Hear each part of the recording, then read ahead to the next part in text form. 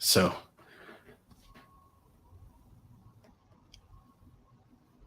I think we're rocking. I think we are. All right. Are we ready to do this? Bring it. It's not the first time. Won't be the last time.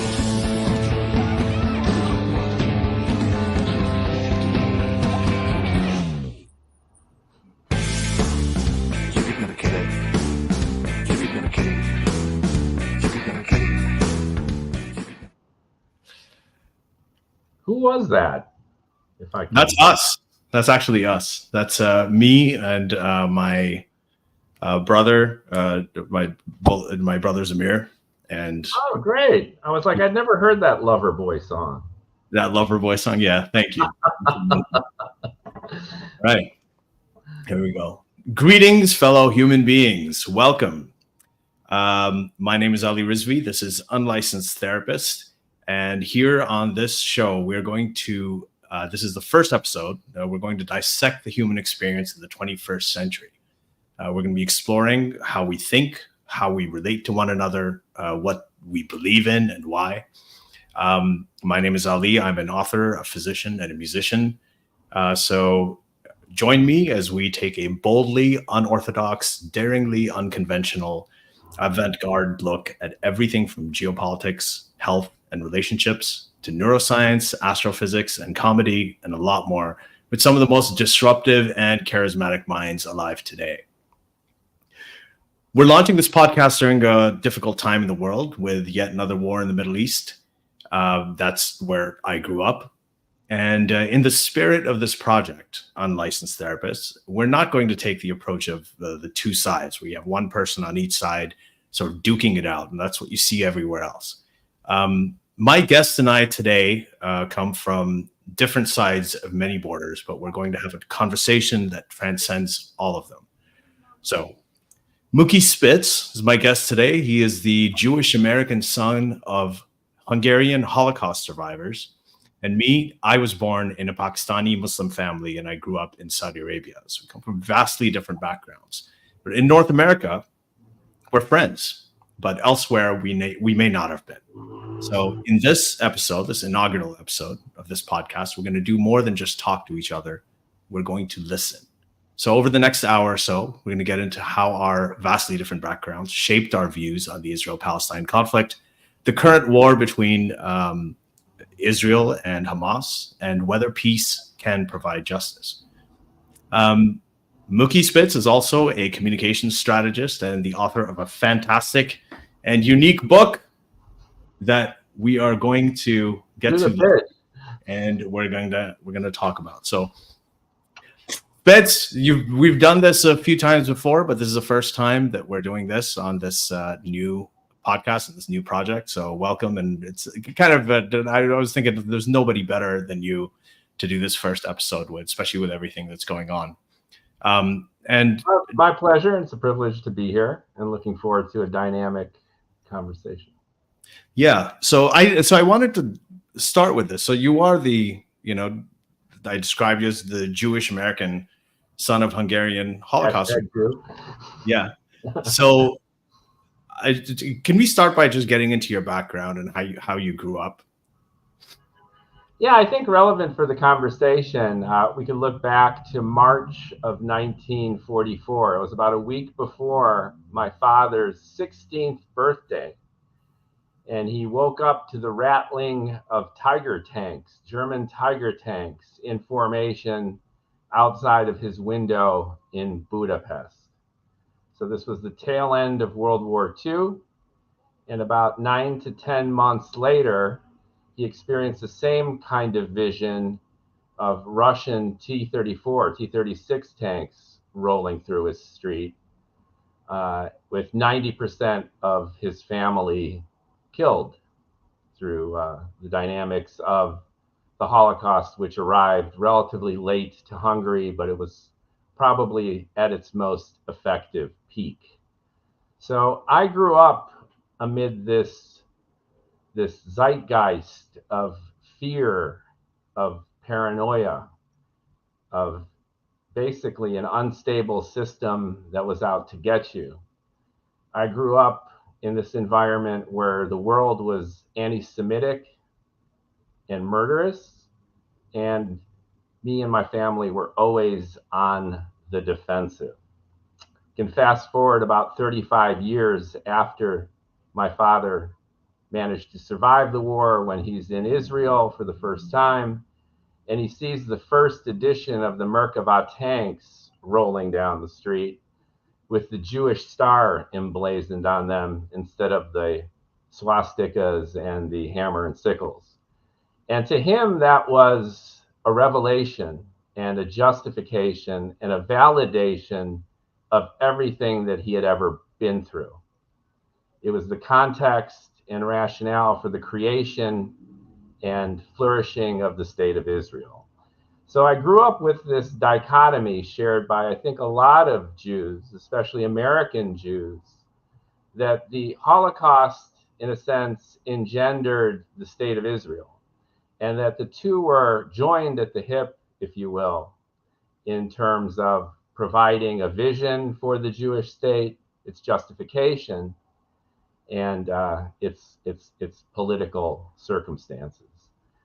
And that kind of dichotomy between running away from and running toward opportunity characterized my life growing up in Chicago after two emigrations. So my father left Europe, emigrated to South America, Caracas. They were giving visas, the Americans weren't. And about 16 years later, I ended up being an anchor baby in Chicago, Illinois, just barely born here. So I'm a first generation American Jew. And I grew up in this swirl of they're trying to genocide us. They're out to get us, coupled with this almost magnanimous Jewish nationalism where Israel could do no wrong for all the reasons that I've just described.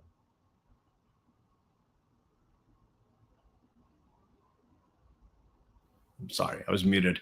Did you also believe that as you grew up? Is that something that had an effect on you?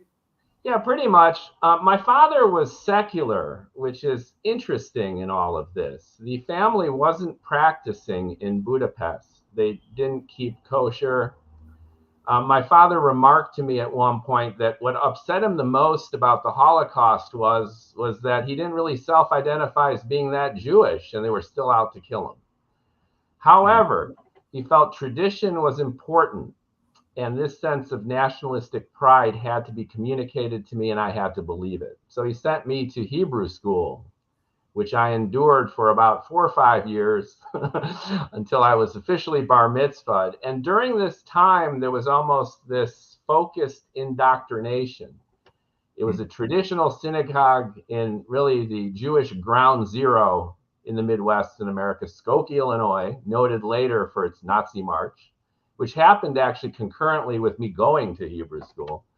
So I was pumped with this notion, which was absolutely analogous to my parents' own upbringing. Yeah.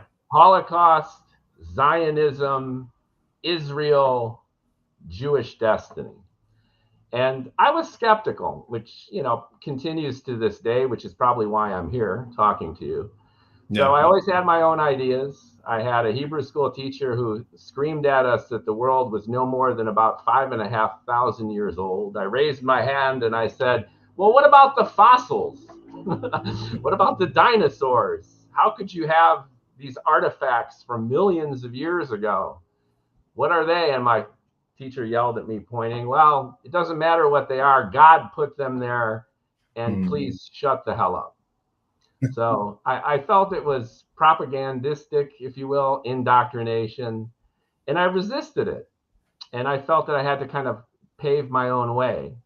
But throughout my adulthood, I've been bounced back and forth between family, friends, even colleagues who flow along this spectrum of Jewish nationalism and Jewish identity. And frankly, it's challenging in a time like this, especially with the war, where Israel has never been more vulnerable and threatened, and American Jews have never, ever been this polarized about Israel, Zionism, the Palestinians, and really our place in the world, how we fit, and how we characterize our own destiny.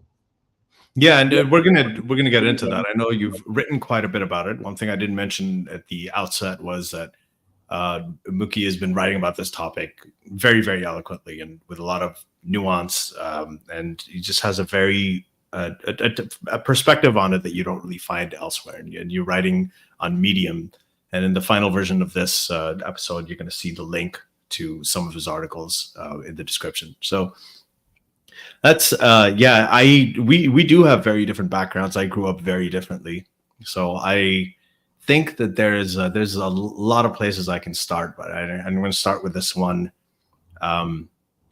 I think the one thing that explains it the best, and this is when I was in 5th grade in Saudi Arabia. So I went to an American school. This is why I talk like this. I was born in Pakistan, which was formed also around the same time Israel was because of a certain religious group, and then we moved to Libya, which is another Muslim majority country. And then I grew up mostly in Saudi Arabia. So in Saudi Arabia is when I went to the American school. I was in 5th grade. At that time, we had a little art project where we were making snowflakes. There's no snow in Saudi Arabia, but it was an American school. It was Christmas time. We used to call it winter break. Couldn't really say Christmas. They don't have religious freedom there. At least they didn't at that time. And we folded up a piece of paper. You make snowflakes out of paper. We cut it up the way that we were supposed to, use glue and glitter to decorate them, put our names on them, and the teacher put them up on the bulletin board. Now, what happened there in that school is regularly, a few times a year, you'd have somebody from the Ministry of Education in Saudi Arabia in Riyadh come to see whether everything was going according to the way that they wanted it to go in the school. And the guy came in and he just started yelling at the teacher after he saw the snowflakes. He was yelling at her in Arabic. She didn't know Arabic, so I'm not sure why he was doing that, but I remember it very clearly. And he then took a pair of scissors and cut one of the tips off of each of the snowflakes. This is the first time that I'd actually ever seen this happen. This was my introduction to something very new. So he cut this off, and then we started asking the teacher, obviously all of us, wondering, why he amputated our snowflakes, and all these little pieces of paper on the ground. And then she told us, it's because of the Star of David. Very reluctantly, she didn't know how to talk about it, so she said it was because the Star of David has 6 points, and these snowflakes symbolize the Star of David.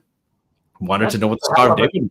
Yeah, hell of a conspiracy theory that God would use the crystalline nature of snowflakes to spread the Zionistic. It is. Everything is. Everything's Not too different from what you read online right now, actually. Yeah, I know. We had, you cut some off, and I don't know. This is our introduction to the Jews. Okay, this is how we grew up. We're in Saudi Arabia. We're relatively isolated from the local culture. We're in an American school. We're sort of siloed in this relatively liberal Western sort of microcosm within the city. And we are, this is my introduction to the Jews living there. Went home, asked my dad about it. He told me about the Israel-Palestine conflict. That's really a lot what most people know there about the Jews. They don't really know it in any other context, really. So we had a globe that we got from a bookstore called Al Jarir bookstore in downtown Riyadh. It was like an inflatable globe, so he just kind of pulled it out, and he showed me, where Israel and Palestine were on the map, and there was no Israel on that map. So this is something that we bought there locally. There's no Israel. There's actually no Palestine either. This was a weird map. I mean, it's not like the people who were making this were very sophisticated as geographers, but it was just a little notch in the Mediterranean Sea. So yeah, that was my introduction to the Jews. I never really knew anybody growing up. I think I was in my 20s when I actually met my first real life Jewish person, and that was in Canada. And I remember what a shock it was when he told me. He came in and he had what I thought was an Arabic accent, so I thought he was probably Iraqi or something. I was working at a convenience store at the time, surprise, surprise, So I have to talk about stereotypes. So I'm sitting there, this guy comes in and he's like, he started talking to me. I was studying for something. I was in medical school at the time, so I was studying microbiology actually. And then he asked me about it, and I told him I go to med school. He's like, all right. So he started asking me for advice. What should I do? My son wants to go. I'm like, so where's your son? And he's like, oh, he's back home in Israel.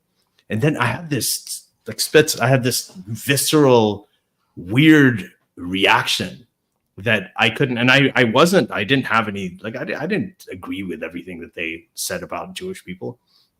I used to watch Woody Allen movies. I was, a lot of the comedians, a lot of the like Mel Brooks, all these people, they were all sort of Jewish. So I didn't have anything against anyone really. So and I'm also secular, as you know. I was secular there too. I didn't really believe in religion of any kind. So I'm now, really my muscles are all contracted. I've got sweaty palms. My heart's racing. I'm like, okay, well, it was a very strange reaction, like just growing up that way. It's interesting.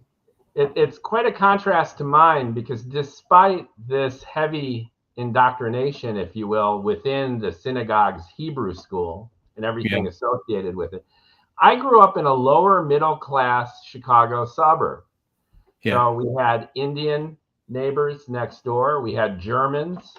We had tons of African Americans. We were right on the border of Skokie and Evanston. And we had Arab neighbors. And we were this hotbed of diversity at the public school, in the playground, and throughout my upbringing.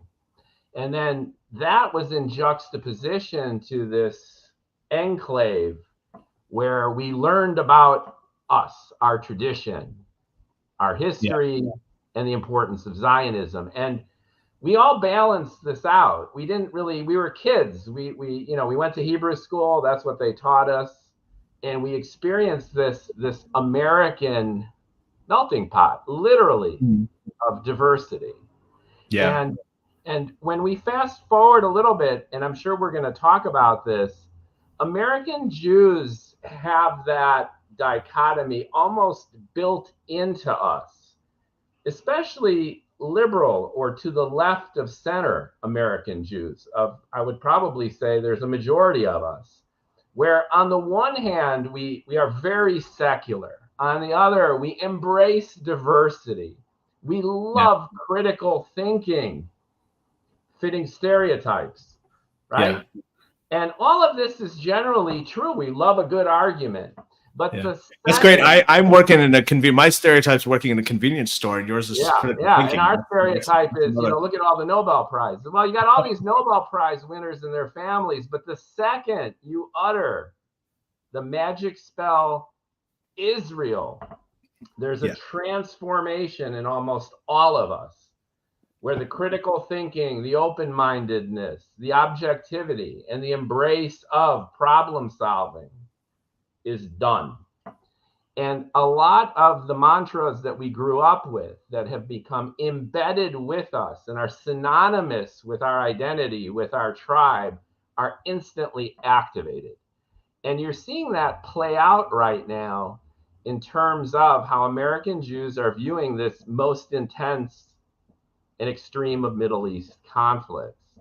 And I find that both fascinating and kind of frustrating. Because unlike yourself, we grew up with diversity. We were champions of civil rights in the United States, allied closely with African Americans in their struggle, most recently with LGBTQ. And that sense of progressive liberalism, at least in the humanistic backbone of what it constitutes to be an American Jew, vaporizes instantaneously when it's ever called into question that Israel is doing anything wrong. And I know I'm painting kind of a stark picture, but I think most American Jews would nod and relate that Israel is the exception to every rule. And because it's the foundational core of who we are, drilled into us, that Zionism is Israel, that Israel is Judaism, and that our destiny as the chosen people is predicated by the success and security of Israel. Done. End of story. And that's how you see a lot of the churn that's going on. And I find it twistful and frustrating. No, and I think that this is one of the things I really want to dig into more, because I don't think we hear about it a lot, is that the way that we are raised, the stories that we're told, the way that we are indoctrinated, even though like, again, for me, it was just sort of peripheral. It's where I was living. It wasn't that my family was like that, or that the school I went to was like that. But the fact that I had such a visceral reaction and such a sort of a difficult and a tense reaction to, when I met that man at the convenience store the first time, it makes me think, like, there are other kids there that didn't go to an international school. They didn't have like a sort of a moderate liberal family. They grew up in Saudi schools learning Arabic. They were taught these things officially, which we weren't. And if I had that kind of reaction, what are these kids growing up with? Is it their fault? The way that we grow up thinking the things that we do, the sort of tribal nature of it.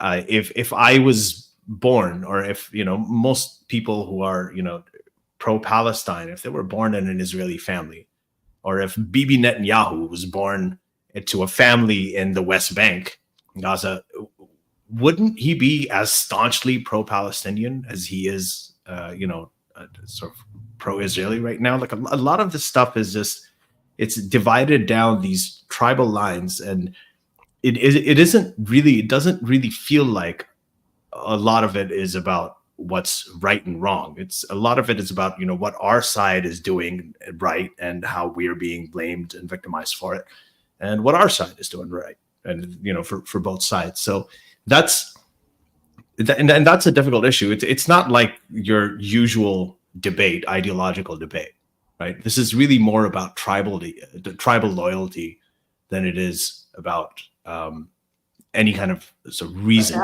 Absolutely. And the proof of how emotional and irrational and reactive, exactly what you're saying, is accurate, is the self-destruct that happens and that I've been experiencing as an American Jew who ostensibly supports Israel and the Western values that we share. So specifically, I oftentimes come across as either sympathetic to Hamas or the wicked son of the Passover, where I'm the self-loathing Jew because I would criticize some of Israel's decisions. And that, again, is proof that what's operating here is a knee-jerk tribal reaction and self-defense mechanism. So, for example, as an American Jew who believes that Israel does have a right to exist, that Israel does recognize and really embody a lot of the values that both you and I hold true, despite all that, I feel that some of Israel's actions has been at cross purposes to its own aims. And if you check out my Medium articles, and we could talk about some of the specificities, I think much of the reaction and overreaction to Hamas attack of October 7th, which, by the way, was specifically designed to bait Israel into the catastrophe that's unfolding day to day on our front pages. When I bring up some of these ideas, my friends, my colleagues, my family are reactive in a way that negates any sense of reason to me or common sense. And when we try to have that critical, rational conversation that as American Jews we're so damn good at and stereotyped as embodying, everything breaks down. And it's incredibly frustrating because you could project that same sense of almost dizzying fury all the way up to the senior leadership in Israel. And the result is, I think, catastrophic in the sense that the reputation of Israel, the rise and eruption of anti-Semitism, anti-Israeli, and anti-US sentiment throughout the world, I think is a direct consequence of Jews being really unable to sort some of this out and look at what they're doing rationally and strategically. Yeah. So let's move into that, because I think that there's a you wrote about this, right? So you wrote about how the experience of American Jews, you call them, there's the militant Zionists, right? A lot of them are right wing, and then you had the leftist apologists, right? And how there's this sort of schism, and there isn't really a whole lot of middle ground with American Jews. So my position, actually, we agree on this, which is this is something that you're not going to see a whole lot on the Piers Morgan show. Is that we have we come from very different backgrounds, but I think we both agree that the October 7th attack, as you said, was horrific. There's nothing that justifies it, but it was baked, and it was designed specifically. And the really horrific nature of it was designed to really sow seeds of hate for generations and generations at a time when when Israel was like normalizing relations with Saudi Arabia, normalizing relationships with the UAE, with a lot of the other Middle Eastern sort of Arab countries. So it came at that time, and Israel did take the bait. And now what they're doing, what's happening in Gaza, is just I just don't see the justification for just everything that we're seeing with it's almost, it feels like a war on children. I know it's not deliberate. They talk about Hamas using civilians as human shields, and that almost is coming across like now with the scale of it. It almost sounds like an excuse now to be able to do whatever they want. So I think that I just don't see anything good happening anywhere right now. So it's very difficult for me to say, but I think that we do have some points of agreement. We're probably going to have some points of disagreement too. But so can you talk a little bit about the militant Zionists and the leftist apologists? The foundation of it, we could look at it through the activities of October 7th moving forward. So by definition, asymmetrical warfare is fought between a David and Goliath kind of scenario. So Hamas is underarmed, underpopulated compared to the Israeli Defense Forces. So what was looming at the time was the signing of the Israeli-Saudi security deal, which I don't know why that wasn't front page news, but unprecedented and amazing in terms of expanding the Abraham Accords that were signed earlier between Israel, Bahrain, and the UAE, which was basically an attempt for Israel to ally itself with pretty much most of the Sunni Arab world. So Israel was on the brink of signing this security deal, which would have actually precipitated a nuclear reactor in Saudi Arabia, if you can believe that, run by Americans.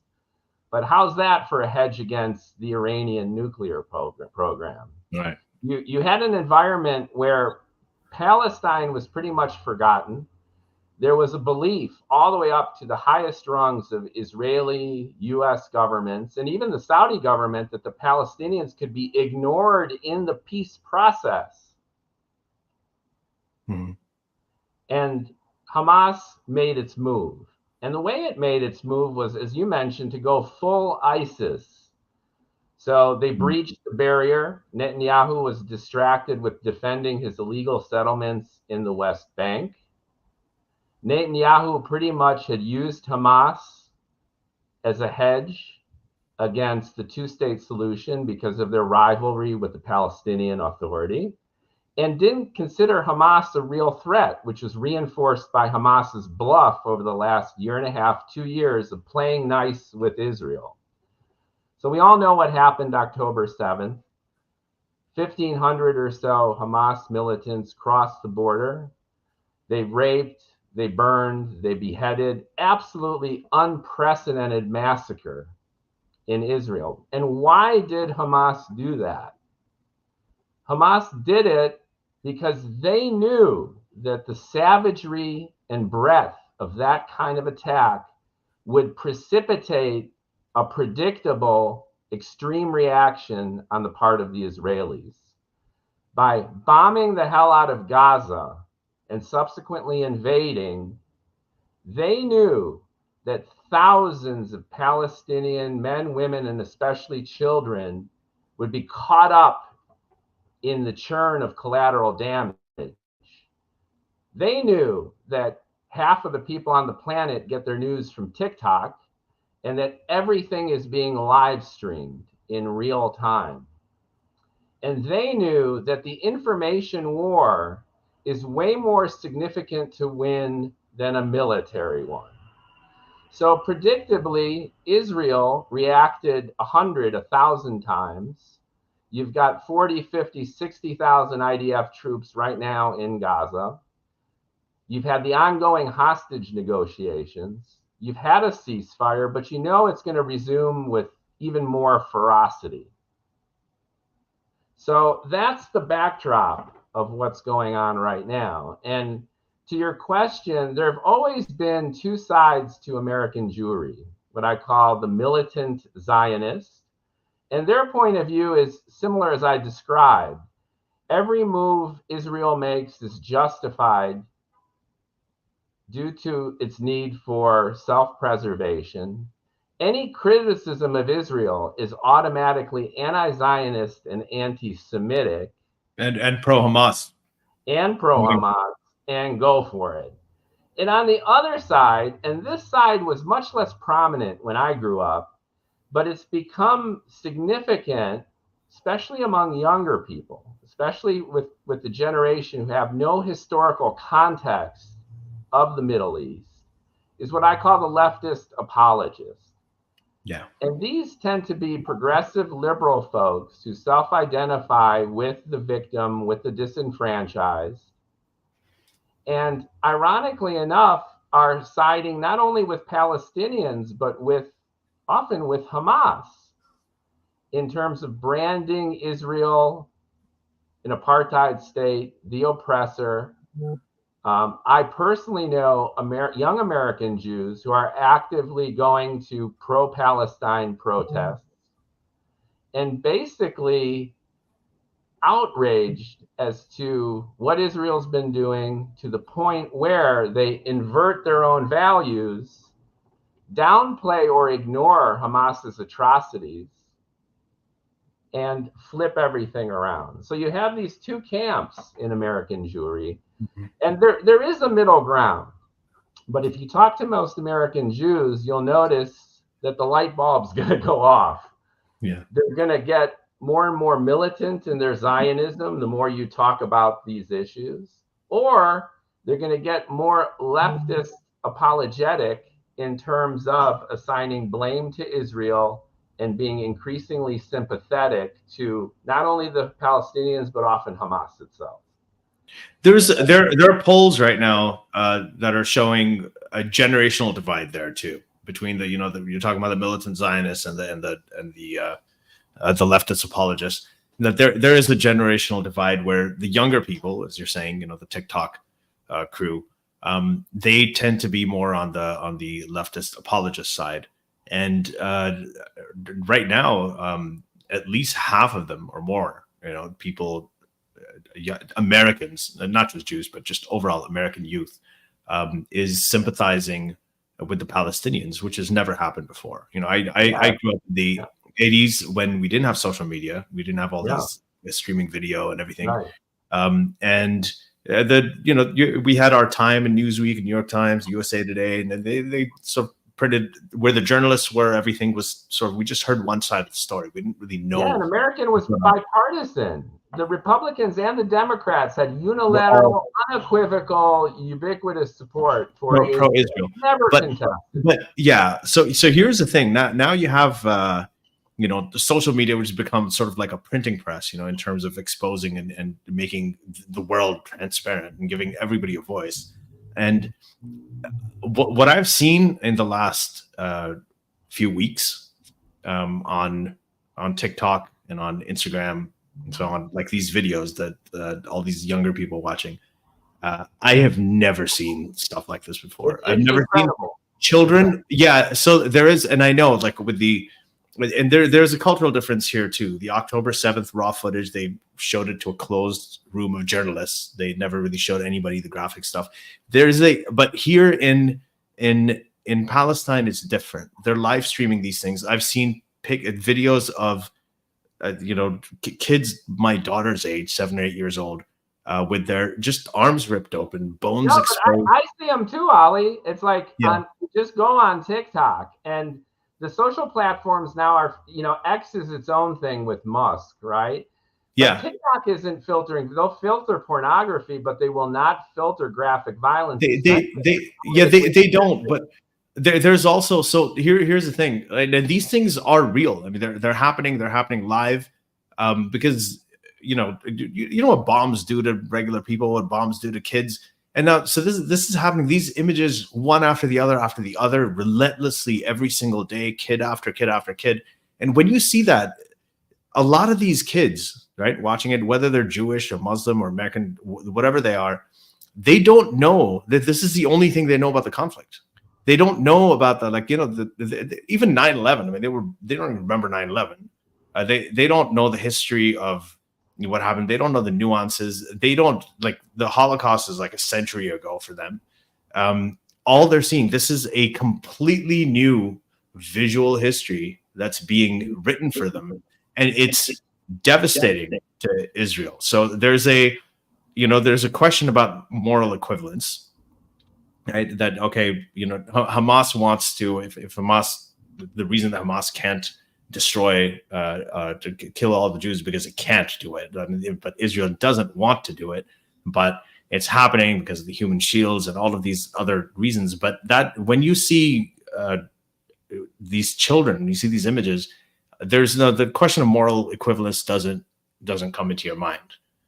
All you see is yourself in that situation with your child, right? Yeah, and it's devastating to Israel. It's Hamas. Yeah, I know Hamas designed, like, this is why engineered to engender these streams of graphic content of Palestinian kids being crushed, dismembered, and blown up. Yeah. And it's working.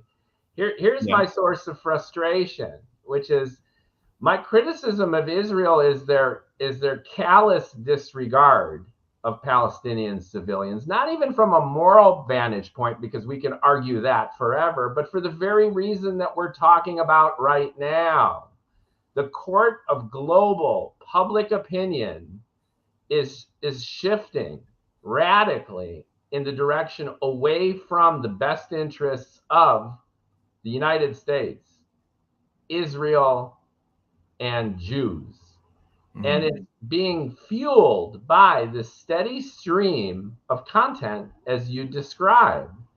And to your point, Hamas engineered this entire catastrophe to create exactly that result.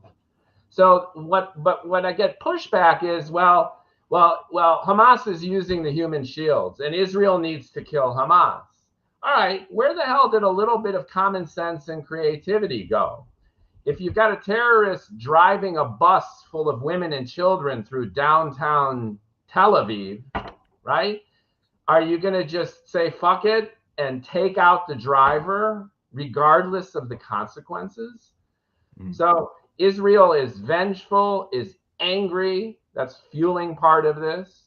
They also historically have never cared about global public opinion because correctly they assume that most of the world hates them and is anti-Semitic. Okay, but times have changed. Israel is much more vulnerable than it was even in 1948, 1967, 1973. It's surrounded by enemies like never before. It has this tight relationship with the United States, which is also being fissured by this very subject. Mm-hmm. And they continue to just, again, drop bunker buster bombs in the middle of a refugee camp. So I asked myself, you don't want to do what your enemy planned for you to do. Hamas knew you would react this way, and hell's bells, fuck it if there's tens of thousands of women and children in the way. And it also begs the question of a little bit of patience and creativity. And it's a sad death calculus that the IDF is making between the value of one IDF soldier as opposed to the value of 500 Palestinian kids, because they could be more targeted. They could be calmer and more methodical in their reaction, but they have chosen not to.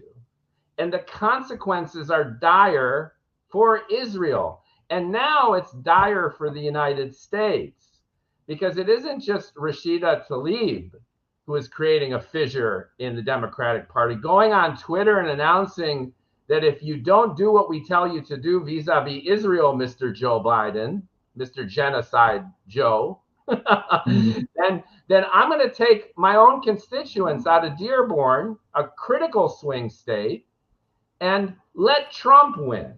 Okay? So it's reverberating through American politics. This isn't just an issue for American Jews squabbling amongst ourselves. This is Israel precipitating an enormous breakdown in the values that they themselves are trying to espouse. And meanwhile, you've got all those dead kids, and you've got a war with no clear end game. We got to destroy Hamas. All right. How are you going to do that? Now, thanks to the ceasefire engendered by this tortuous hostage exchange, they're assimilating into the south, into the civilian population. Israel has kicked ass in the north. They lay siege, right? And they took control fairly rapidly. Looked good from a military perspective. But the guerrilla war is only beginning. And if you think for a second that the IDF is going to calm down too much and listen to the Americans at this point, with all this pent-up rage, with the humiliation of the hostage deals, right, and with Hamas running loose throughout the rest of Gaza, I don't think so. And that's the source of my frustration. Yeah. Well, what are you, how are you seeing, I'm trying to put myself in, like, if I was Israeli, right? If I were Israeli, I would be furious at the Netanyahu government. Like, absolutely. They are. And there's not, whether it's a short-term thing of, the way that he's been, what's happened with the hostages, and everybody's, like 80%. I mean, there's the huge numbers of Israelis say that he's got to go, after this thing is over. But just, if you look back, just a few decades ago, over what he's been doing just in the last, decade or so, during the Obama administration, like you said, there was a time when the U.S., Democrats, Republicans, everybody was just allied and unwavering in their support of Israel. Right? Everybody was. And they said it, no matter what, we stand with Israel, all the time. During the Obama years, Netanyahu started alienating half of that support. He actually started alienating the Democrats. He came to the U.S., he addressed Congress, he snubbed Biden when he went to visit there. There's a lot of things that he did. Yeah, and the opposite happened under Trump. Yeah. So he did the exact. But what he did was that he essentially decided that, okay, here's one of the few bipartisan, the one of the few issues that has bipartisan support in the U.S. and has had for decades, and I want to cut that support in half. And he did that. And then there's also schisms between, and then again, like most American Jews vote Democrat. So there's, the schism in the American Jewish diaspora as well. So there's and then now, the way that he's been taking this bait and the way that he's running this war, where these images are not going to go out of the minds of these kids. I mean, these are things that we don't even let our kids see in CGI. They're seeing them anyway. They all see them.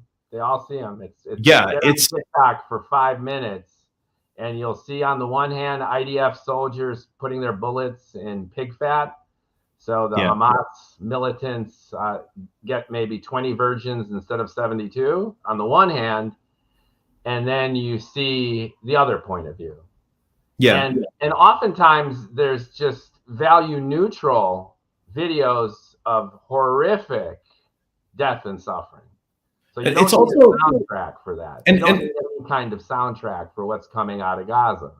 That's the immediate effect, but it's also this is also a vehicle to certain kinds of propaganda. I mean, when people see these, like a lot of young people, they see these images, they go and they talk to people, who are on that side, like, what you're going through, tell us about it. And then when they tell them about, the occupation, the settlements and the history, and they talk about apartheid and they talk about, genocide and everything. And a lot of these things just become, they're getting their account of history from the side that's victimized because they don't trust the other side. So there's also an information issue here. There's the way that history is being written for a lot of these younger people. I mean, they're going and they're finding a Bin Laden letter and they think that he's some, I don't know, super climate supporter and feminist. And you blame the shitty American educational system. Where's the history? Where's the civics? Right? And with most sources of information coming from their peers, coming from social media, and it lacks any real depth or context. Yeah, so I want to know what you think the next step is, not just in terms of the war and what's going to happen after that, but there's the currency for the modern time now is attention, right? You got attention, you got everything. You have a whole generation of kids who are just sort of turning against you, seeing these images. What is Israel's? What do you think Israel can do to turn that the public relations? I don't want to like trivialize it by calling it PR, but just its impression overall in the world. How do they? I mean, they don't. I think there's good news and bad news for Israel. The good news is the setup that came, frankly, from the Trump administration in terms of no longer trying to appease both sides. So the Middle East peace process was stagnated and completely stalled for decades because the U.S. played this balancing act between the Palestinians and the Israelis and the surrounding Arab countries, trying to appease everybody. And Trump's point of view, frankly, was, why? Let's unabashedly marginalize and make irrelevant the Palestinians. And since Iran is enemy number one, the shared enemy of Israel and the United States and Saudi Arabia, and since we have so many legacy ties too, deep ones, to Saudi Arabia, the UAE, let's side with the Sunni side of the street for the most part, and unabashedly pick a side and go for it. And that explains the success of these peace deals. Mm-hmm. Iran is everyone's enemy on this side of the house. And we are allied with Israel, Saudi Arabia, the UAE, Bahrain, and Qatar does this balancing act, right? Because they're playing both sides, and move forward from there. So although the Israeli-Saudi deal is halted, I don't think it's been permanently taken off the table. I think everyone is waiting for this horrific war and its images to blow over. And to your point, attention spans last only as long as the next TikTok video. That's true too. So I think Israel, from a political point of view, unless all hell breaks loose, right? Notice Hezbollah did not declare war because, Xi called the mullahs in Iran and said, "Don't cut off my oil." Yeah. China does not want a major war in the Middle East because they're too dependent on the oil and their economy is too frail. So I think it just trickled down, which is no war, no. So that was Hamas's biggest disappointment, that Hezbollah didn't go apeshit in Lebanon, right? But you are seeing all these outbreaks in the West Bank. And of course, Gaza is going to degenerate into a horrific guerrilla conflict for at least another year. But that all said, these deals are still in place.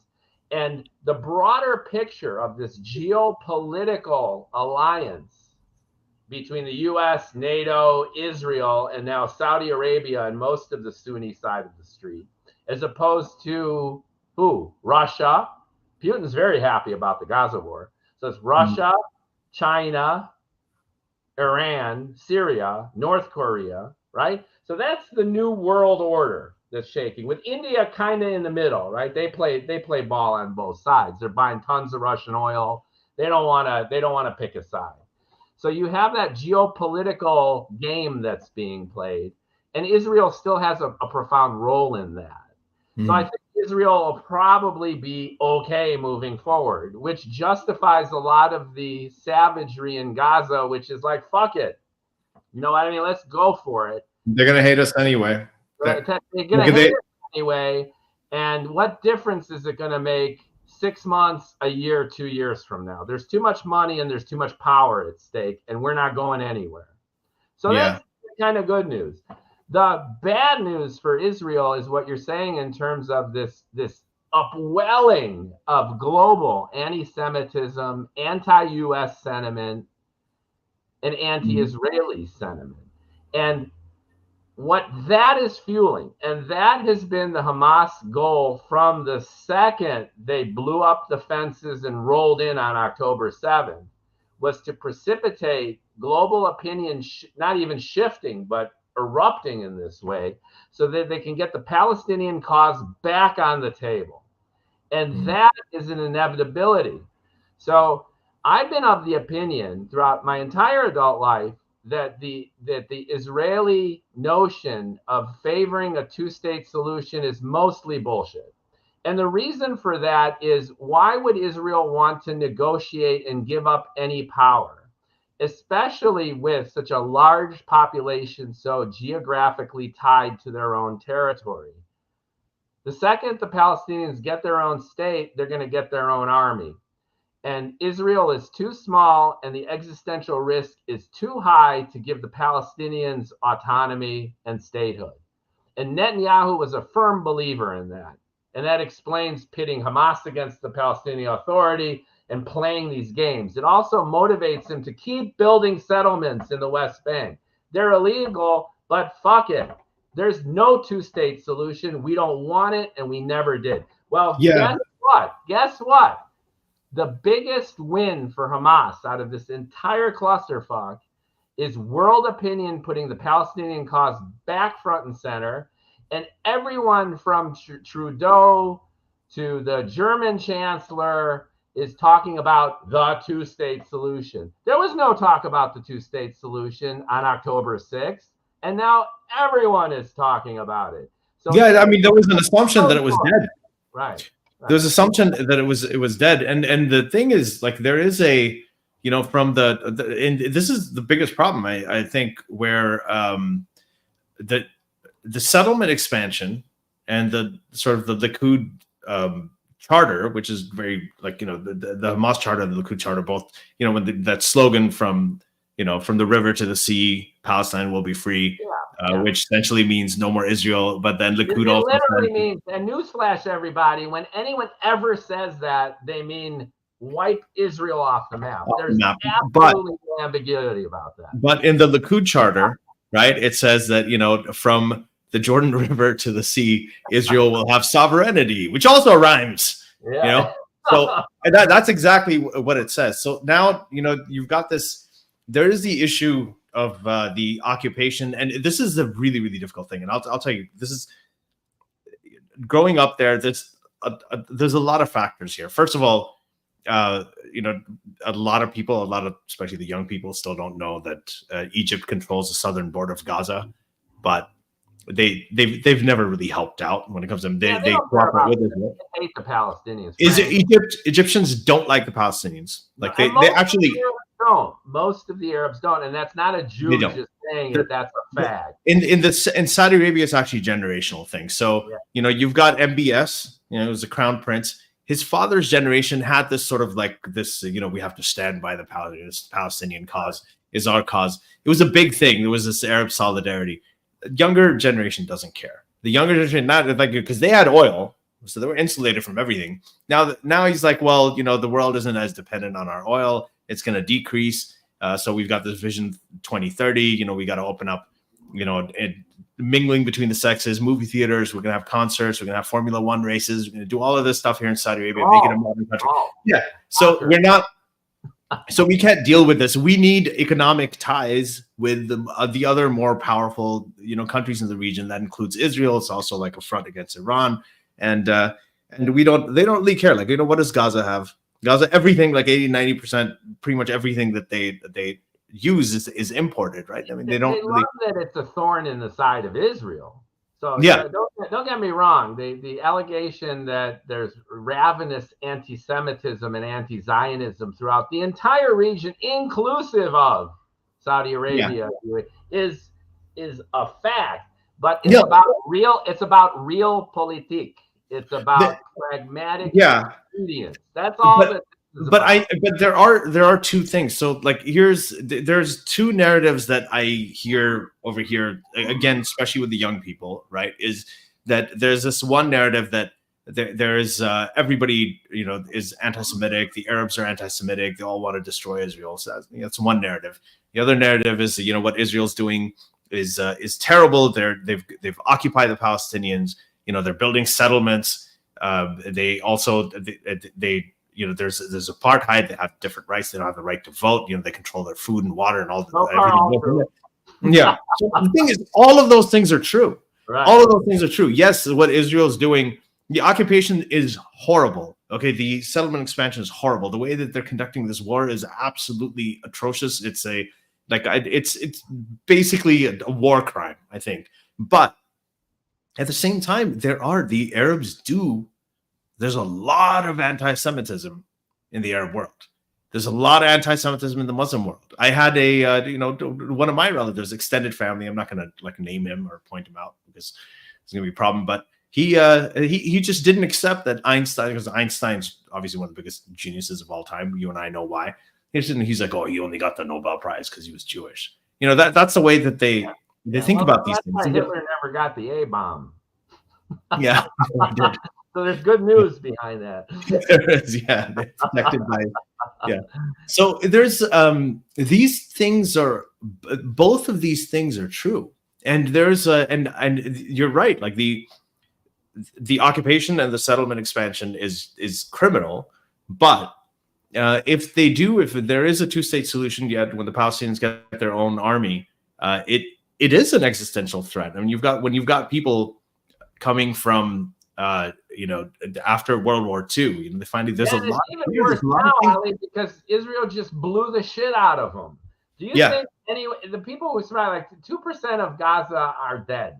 You know what I mean? It's worse than COVID in Gaza, and it's all F-15s dropping bunker busters on refugee camps. And instead of the old people, it's the kids.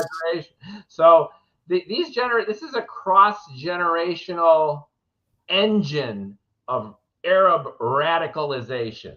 The IDF is doing Hamas the biggest favor in the world by blowing the shit out of Palestinian civilians. And that's just the fact.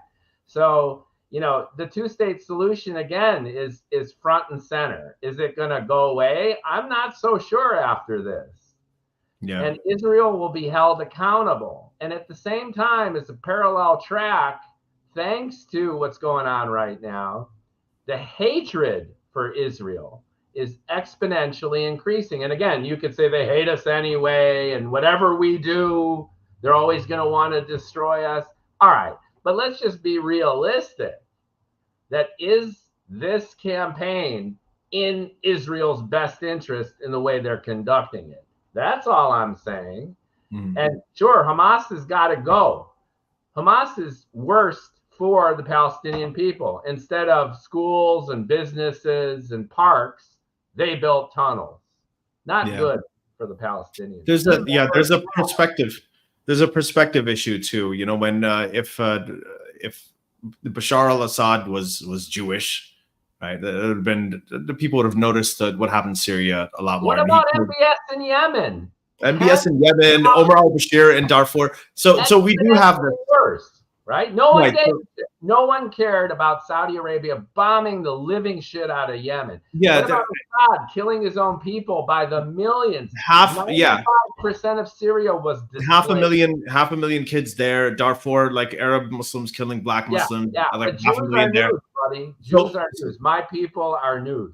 But at the same time, so that's what's happening with that. Like if they were Jewish, then everybody would be against them too, a lot more than they were. But at the same time, if Bashar al-Assad and those guys were doing, if an Arab leader was doing what the Netanyahu government is doing in Gaza, and none of the Western countries would believe no one would give a shit, and that's they would. No, they wouldn't. Nationalization for the militant Zionists. The militant. Like, look what Assad did. Look what MBS did. So fuck you. You got a double standard. That's what they're doing now. But I'm telling you, if exactly what Netanyahu's doing, if Assad or an Arab leader had done that, right, then no one would believe that they weren't deliberately targeting children. So this is something that I think this is also true right now. It doesn't matter. I don't think the IDF is deliberately targeting Palestinian civilians. They're just in the way, and they don't give a shit. Remember the hospital drama that was a few weeks ago? Imagine that hospital in Tel Aviv, and you got a bunch of terrorists in the hospital, and they're digging tunnels and stuff. Do you think they cut the power? No, I agree. I don't think with Jews. No, they don't give a shit. And I don't think this. Yeah, right. I don't. That's why I don't think this whole, there's no moral equivalence argument. I just don't think it works. I don't think it works here. There you could have, who's got the moral high ground, who's deliberately doing it, who's not deliberately doing it. If you're just saying, okay, we can accept this, we can accept this anyway. But all of this is a moot point, because when people go on TikTok, they see the dead babies. All right. Yeah. So it doesn't matter. History doesn't matter. You could revise everything, the Balfour Declaration, where the Jews were right, where we were wrong, how the Arabs were thrown out, how they were thrown in, blah, blah, blah. All these endless arguments about history. None of that matters. And all these arguments about moral equivalence, none of it matters. We have to focus on the pragmatic impact of what's going on.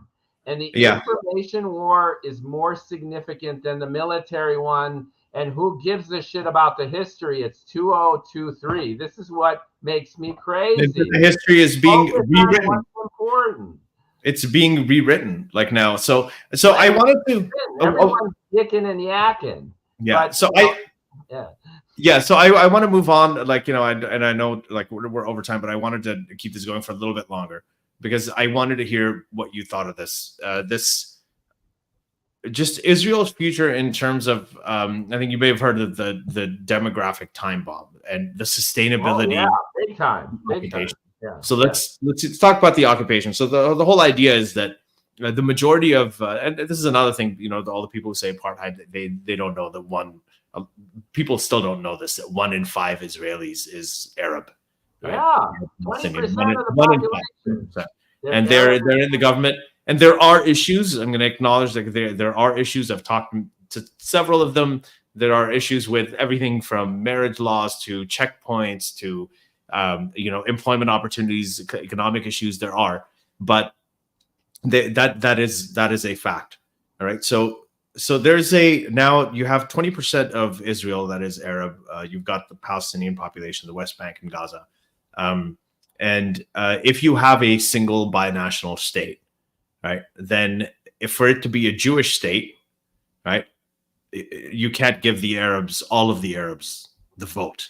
If all of the Arabs in the binational now united state of Israel have the vote, there's no Jewish state. So Israel is eventually going to have to choose between being a democracy or being a Jewish state, just because of the population dynamics. That's why a lot of the sort of the religious settlers are encouraged to reproduce and have loads and loads of kids. Well, they're already running it, Ali. The average reproductive rate of the Orthodox community in Israel, I think, is 6 kids per family. And I think that's literally an average. They're like, we grew up like that. God showed the rainbow to Noah, which was basically like, go out there and breed, So just knock it out, invade Canaan, stake the claim, and then just proliferate because you're the chosen people. So the Orthodox Jews are the other demographic variable in Israel, but it also, begs the question of democracy. Mm-hmm. They don't serve in the army, they don't pay taxes, and then they just read the Talmud all day. And that's not a cynical evaluation. That's true. So they're pulling down on Israeli society, and they're the biggest, fastest growing demographic on the Jewish side, and they're militant Zionists. And they have a lot of influence. Ravenously militant. and Netanyahu has had to ally himself with them just to win elections, and so they have a tremendous amount of influence on the government too. So and on policy and all of that. So there's this question of how long is, for Israel, a country with that wants to be a Western country with Western values, how long is this occupation and settlement and expansion sustainable? Like, how long do they go without giving this entire population, about 50% of their population in the West Bank and Gaza? Well, according to Netanyahu, indefinitely, right? So the idea of mowing the lawn, okay? Yeah. So what happens is it's an unstable kinetic environment, Gaza, West Bank, even Golan in the north, and it's frothy and it's contentious and it's ready to blow. And then the pressure builds up 6 months, a year and a half, and then there's a spark, an attack, an incident, several, and then the IDF comes in and mows the lawn, and then the heat goes back down. And it's for decades, whether it's the intifadas, the rollout into Lebanon, you look at all of the wars and battles, it's really the same thing. It's the steam building up in Israel and the region, and the IDF mowing the lawn. Well, here's why this could be a major tipping point. There's never been an attack of this unprecedented scope and savagery. Israel traded 1,000 Palestinian prisoners for one IDF soldier. Yeah. Now Israel had 1,200 of their own citizens butchered and more than 250 taken hostage. It's a mind-blowing experience for all Israelis. They're utterly freaked out. And we've been talking for the last bit about world opinion and about Hamas's objectives to get the Palestinian cause, the two-state. They don't give a shit about the two-state solution, by the way, which is another variable. Hamas does not want a two-state solution. They want Israel. Hamas they want the same thing. They want a state. There is no politics with Hamas. They're not negotiating for a two-state solution. And this is a key ideological difference between Hamas and the Palestinian Authority. Hamas does not want Israel to exist, period. Palestinian Authority, Abbas, They're willing to play ball. So, what do you do with that? And to, I think, in a sense, answer your question in the easiest way possible, you've got this intense demographic situation in Israel with the populations shifting. You got to shift away from democracy, right? We had all that going on October 6th. Israel was fragmented, splintered, hundreds of thousands of people protesting, and the southern border abandoned because most of the force strength was in the West Bank. They got caught with their pants down for all this reason. So what is the future of Israel? And I think Hamas right now tipped the scale. And that's the biggest output and result of the trajectory we're on right now. Literally unprecedented in terms of Israel being put up against the wall and being forced to negotiate and figure it out. Yeah, this is the ultimate culmination is a two-state solution. I don't see how they can get around it, and it's going to be tricky. In concept, it sounds great, but the place is small. And now, after blowing up all these kids, you're going to have a whole bunch of more Arabs who are going to hate you even more. So what is the future? And that's the source of my frustration. Why are they playing it this way? There's no future thinking. It's mowing the lawn. People in the IDF see this as a big lawn mowing experience. It's not. I think everything has changed. Yeah, I think everything has changed too. I think this is going to be like a big turning point. There's a choice that they have to make right now between, because you've got they've not just committed this sort of like massacre of 1,200 Jews on October 7th, but they've also taken hostages. So you've got both. So now you have two stated aims. One is that we have to destroy Hamas, and the second is we have to get our hostages back. And they're going to have to choose one or the other. Not going to be able to do both. I mean, you have, Hamas is going to keep on releasing, like trickling hostages back to Israel to keep a ceasefire, regroup in the south of Gaza, do all of that. And then they're not going to, like, what's going to, they're going to have to choose. Israel's going to have to choose again. And this is not it's just the whole thing. Israel's already chosen, Ali. They've decided. The only reason there was a ceasefire at all is because of the grassroots movement in Israel to bring them home. Hashtag bring them home. Netanyahu was under tremendous internal pressure to appease the families of the hostage victims. Mm-hmm.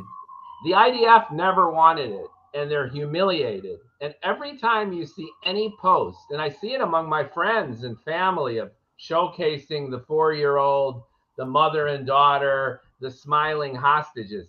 From a humanistic point of view, of course, it's wonderful. But from a strategic point of view, it's another punch in the face by Hamas, which is like, look, world, look how humane we are. We're willing to negotiate. It's the fucking Israelis who are the oppressor fascists. And if they only calm down, this is what could happen. And the Israelis know this. And it's humiliating, and they're infuriated. And like I said, it never would have happened if there wouldn't have been that grassroots movement, I'm convinced. And they're going to go back. The ceasefire ends, I think, tomorrow, as of this recording. Maybe a few more hostages might trickle out, a day or two more. But this war is going to, mark my words, is going to reignite with equal, if not greater, ferocity. Because the Israelis are incensed by this. They never wanted it. And they're hell-bent on killing each and every last one of the Hamas guys, regardless of circumstance. That's the thing with going back to what you're saying about asymmetric warfare. When you have a sort of a grassroots army like Hamas, and they come out, there's a value system that's different too. I mean, when I hear them talking about, we're both sort of secular people. When I hear them talking about martyrdom, this is all about. Right. Every death is about martyrdom. The idea is that when you die in the way of God, or you die in the way of a cause, nationalistic cause, religious cause, you go to a better life than you have on earth. So the life that you have, they really believe it, and this is they really believe it. The leftist apologists, especially the Jewish American ones, can't even conceive of it, and they rationalize it away. They're a theocratic, authoritarian, fascist, extremist, militant group. They believe it. They believe it. And but that it's like everything that they do. The kids getting crushed in the buildings.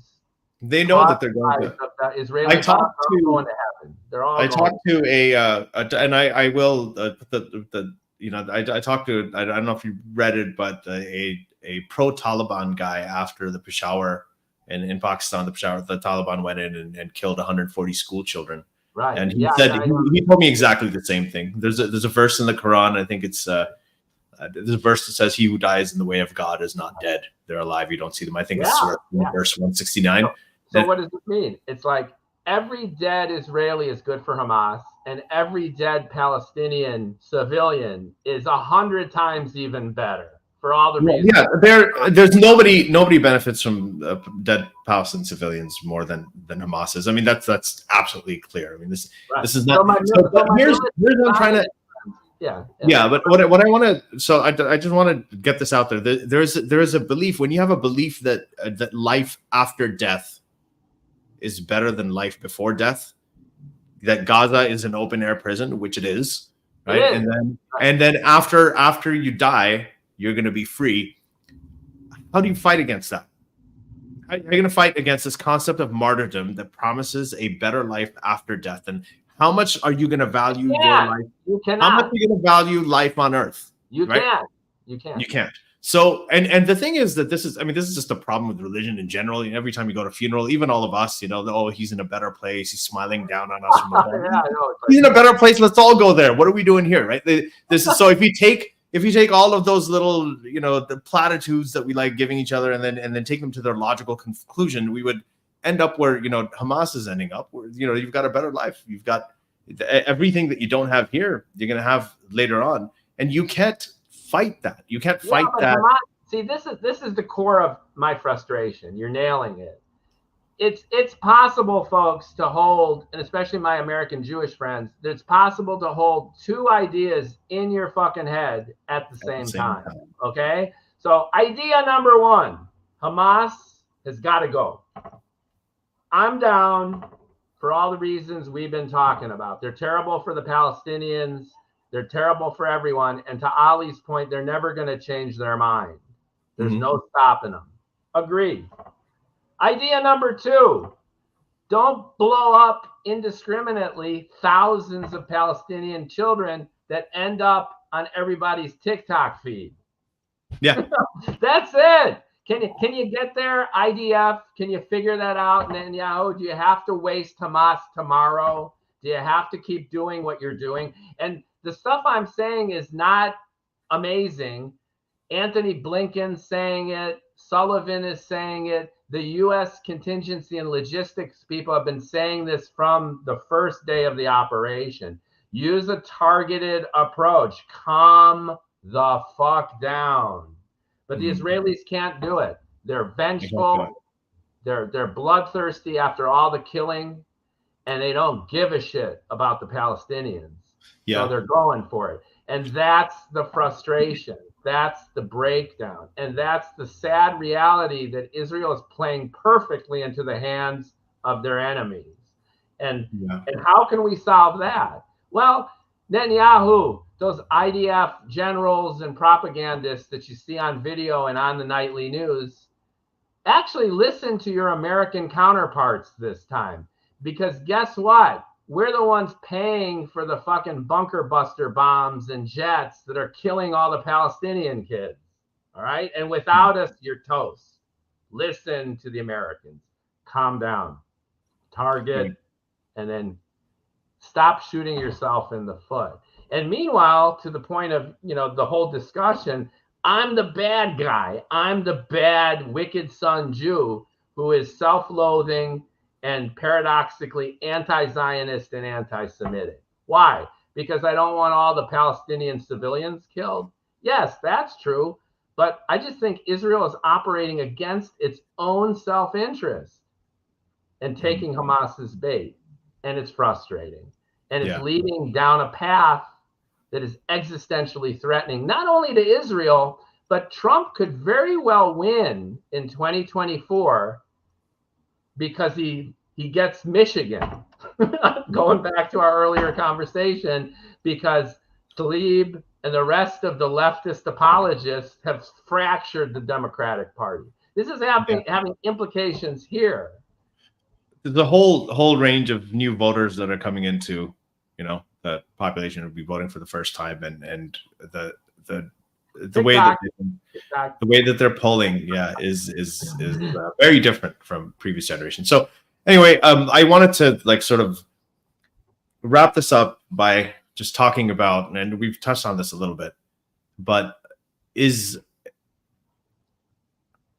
what are we doing wrong in these conversations? Like the people talk about this all the time. The number one thing I notice every few years, whenever this violence breaks out, everyone goes back and starts talking about the Balfour Declaration, the British Mandate, and then the 1948 and 1967, and it keeps going. And then all the different peace deals, and we offered them this, and they rejected it, and all of that. A lot of that is true. A lot of that is back to the Cherokee. I think the Cherokee should get Nevada and Colorado. No, I mean, look, all of those things, they're legitimate. Yes, there was the Holocaust. There's ancestral claim on this land. Generations have been born there. Many people, Palestinian and Israel, they don't have any other place to call home. All of that stuff is true. But when you go back with this shit, to the point of our opening conversation, like not my generation, subsequent generations, Judaism, the state of Israel, the Holocaust, they're one and the same. But you know why the world, I look at the Iranian leadership, everybody's in their 80s. The Israeli leadership, everyone's like just fucking old. These are all Joe Biden, Donald Trump, like whoever the next president's going to be is going to be. And these people, what interest could they possibly have? Really? I mean, they may think that they do, but just subconsciously, with a whole lifetime of experience, fixed ideas, grievances, what interest would they have in the future? I think that whenever we start talking about the past, and this is the biggest thing, it happens every time when people talk about Israel and Palestine, start talking about the past, there's no way you can prosecute the past. You can't retroactively make people alive again and bring back justice. You cannot get justice in the past. If you want peace, you have to let the idea of justice go. It's painful. It sucks. When you go through, when you're going in your life, in our personal life, when we say, I need to move on, I need to let this go. We're not saying that we have to go back in time and fix what screwed us over. We're saying that we need to let it go, as in give up on the idea of justice in the past in order to secure justice and peace in the future. And how are you going to, when you talk about negotiation, okay, we're going to talk about peace. We need to talk about peace. Of course, you're going to talk to people who you hate. If you like each other, you don't have to talk about it. You have to know how to talk to people that you hate. Otherwise, that's the definition of a peace deal. You have to talk to people who fucked you over, who you may have fucked over, and you need to. Allow me to just interject with my biggest frustration for decades right now. The Israeli rationale for not really talking to and negotiating with most of their enemies is we cannot sit at the same table with an organization or with people whose mission is our destruction. Yeah. I mean, who gives a shit what their mission is, and who gives a shit what they're saying? They live right there. There's millions of them. They're not going anywhere. And you're not going away either. So let them propagandize, let them release mission statements, and let them talk to their own and the world with the goal of annihilating you. It's not going to make any difference, and it's not going to vaporize the several hundred nuclear warheads that you've got strategically placed throughout Israel. All right? Israel's not going anywhere. And the Arabs, the Palestinians, aren't going anywhere. So who cares what people believe? Who cares what they say? And who cares what happened in the past? Be pragmatic about bringing about a sustainable peace, which is not this endless cycle of oscillating violence, retribution, which, as we've seen, exponentially keeps increasing year over year. What's the next step? A nuclear weapon? What's the next step? A chemical bomb? What's the next step? You know it's going there. So now's the time, Israel. You got to do this. And and the last thing is Israel's the one holding the cards. They've got the tanks, they've got the jets, and you've got a bunch of Palestinians, in the West Bank and in Gaza, and the whole world sees it, as we were joking earlier, Ali, as like, the imperial power from Star Wars against the heroic Ewoks. That's how it's playing out, and the Ewoks won. And guess what? Hamas is winning for the exact same reason. Yeah, it is. So I just think that the conversation just needs to be, you need younger people.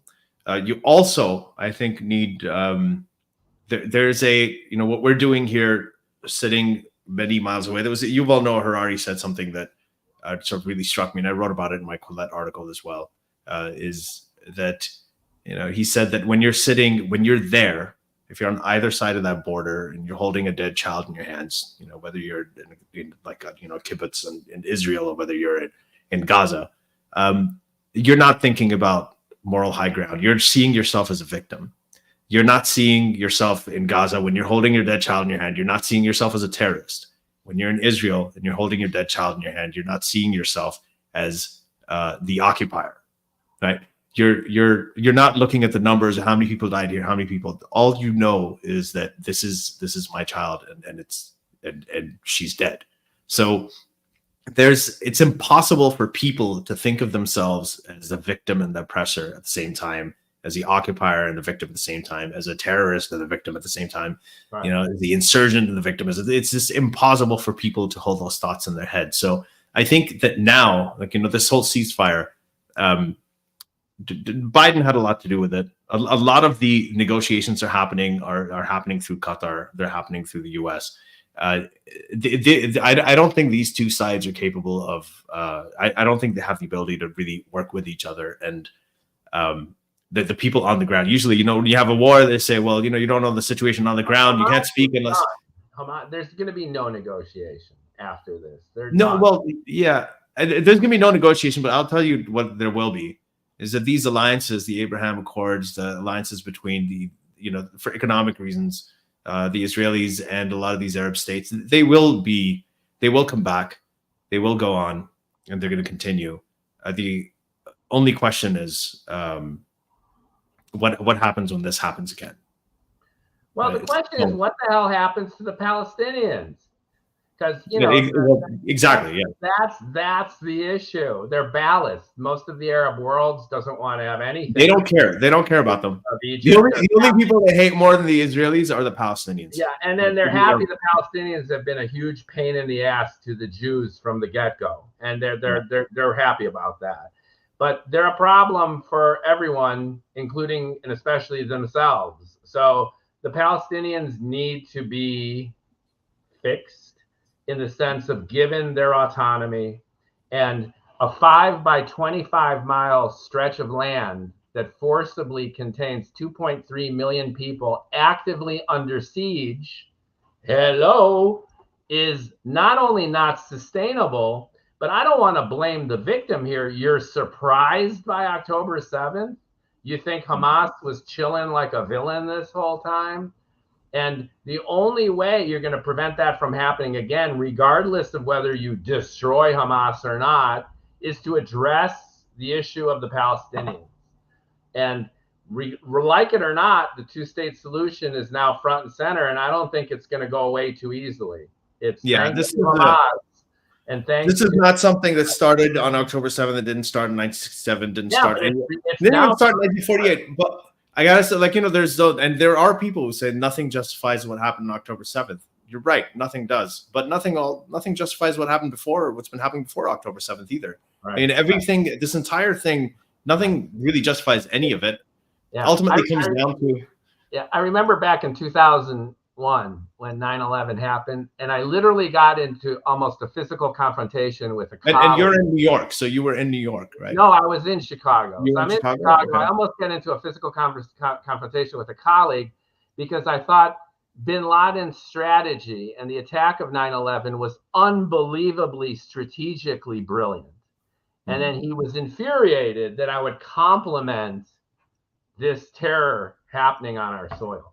What did bin Laden want to do? Okay, it's the same exact playbook.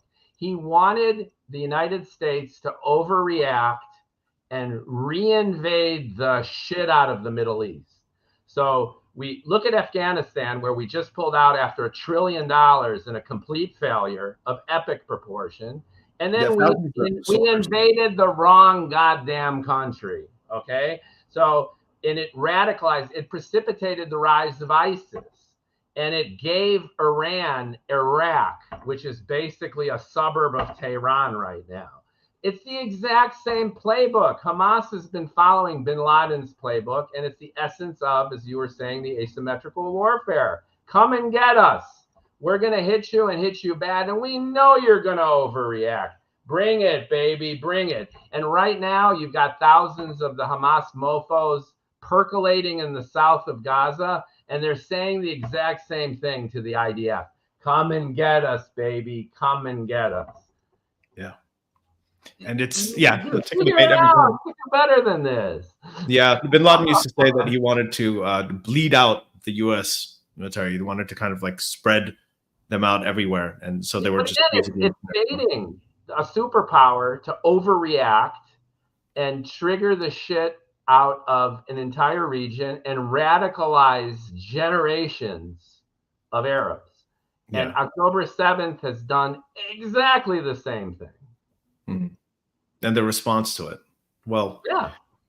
I guess I think that right now that really, I know people are talking about this a lot, but I turn off now immediately when I see and any sort of podcast, any TV show when they're talking about Israel and Palestine, you've got one person's pro-Israel, one person's pro-Palestine, and they're going at it and arguing it.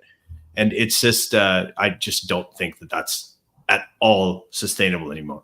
This has to be now. The conversation has to move to the next phase. And I actually really do think, I don't think that the people on the ground there can do it, can fix it. I think two things are necessary. Hamas has got to go, and Netanyahu has to go. Yeah. And Netanyahu has been, just in my humble opinion, the worst thing that perhaps has ever happened to Israel. That mofo single-handedly has fragmented Israeli society, and ultimately, and not to blame the victim here, but by all intelligence assessments, precipitated October 7th. That Operation Al-Aqsa Storm should never have been successful, let alone to the degree that it was. Israel was caught with its pants down because of Netanyahu. He was warned by his own intelligence people.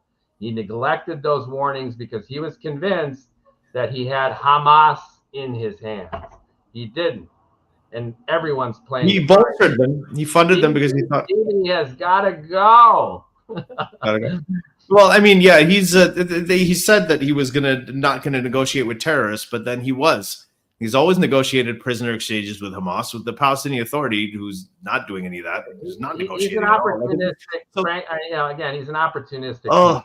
Oh God, I couldn't even. Yeah, I've written about it so much, but anyway, we're gonna wrap this up. We have huh? On that note, to all the BB fans out there. Yeah, BB fans. I don't know how many BB fans. The militant Zionists still love BB. You know, you look at the video, sure they do, but. Like you said, the militant Zionists, you wrote in one of your articles, the militant Zionists are a gift to Hamas, right? I mean, so is Netanyahu. So was Netanyahu. I mean, if you're Iran and you're just watching Netanyahu, you don't even have to do anything. You just have to sit back. And just let Netanyahu blow up the country. Yeah. Mars is saying, hi, Ali Mookie, with Yasser Arafat's actions during the end of the Oslo Accords and the other efforts to resolve the issues with the Palestinian. How is talk possible? They seem to be just as stubborn.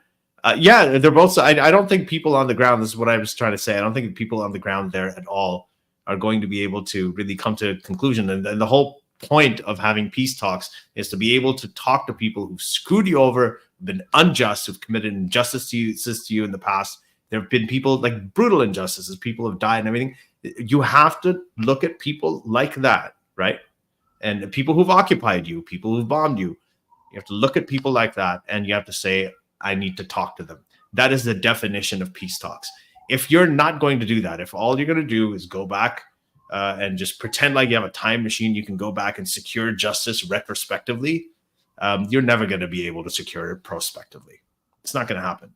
So it's, yes, they're stubborn. There were a lot of peace deals that were, a good deal. And I heard Bill Clinton recently. Doesn't matter. Who cares?